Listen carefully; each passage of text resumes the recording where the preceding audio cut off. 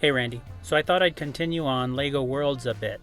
But I've been playing through adventure mode rather slowly and thought I should check out the other option.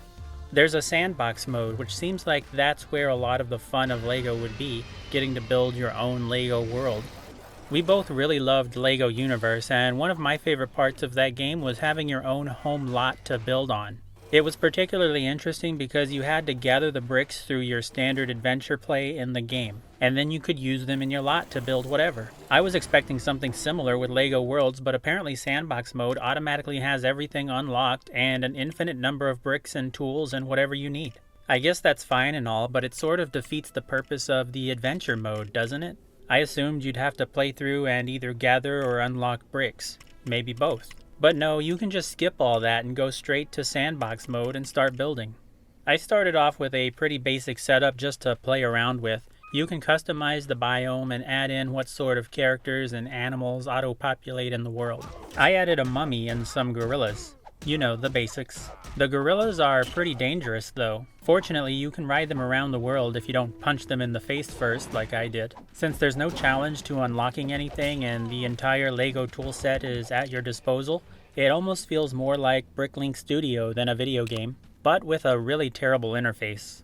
Now, it probably is easier on a PC. I'm on an Xbox and using a controller is pretty annoying. But I think the bigger problem is this just isn't an ideal way to put LEGO pieces together. It's been a long time, so I don't really remember how it worked in LEGO Universe, but I do remember it being much easier. You can build brick by brick in LEGO Worlds, but that would take forever, and frankly, I don't have the patience. I'm sure some people have built some really amazing things though. Fortunately, there are some pre-made builds. There's also this planning thing, which I never quite got the hang of. Maybe I'll figure it out eventually, but the pre-made stuff is probably good enough for most people to make some cool worlds.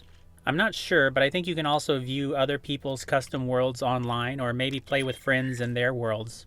I'll have to check that out sometime too, but also this game is a bit old now, so I don't know if that's even still supported. Overall, it's a bit disappointing, but I might stick with the adventure mode a bit longer and see what all I can unlock. I'm just not sure now what the purpose of unlocking things is, since everything is already available in sandbox mode. I really prefer Disney Infinity. I'm not sure if you ever played that, but I wish LEGO Worlds and LEGO Dimensions could have merged together into something sort of like that. Disney Infinity is no longer supported, but it has an incredible sandbox mode with a lot of game mechanics available to program into a world, so you can create all sorts of games and challenges within the worlds or toy boxes you build. I wonder if we'll ever get a really good LEGO video game, not just LEGO branded Sim Tower or Smash Brothers, or the many LEGO story games that already exist and continue to be churned out. I want to be able to collect LEGO pieces and build cool functional stuff out of them. You know, like real life, but without the hassle or the expense. LEGO World seems like it was supposed to be that, sort of, but just isn't quite right. Maybe nothing will ever compare to LEGO Universe though. See you soon.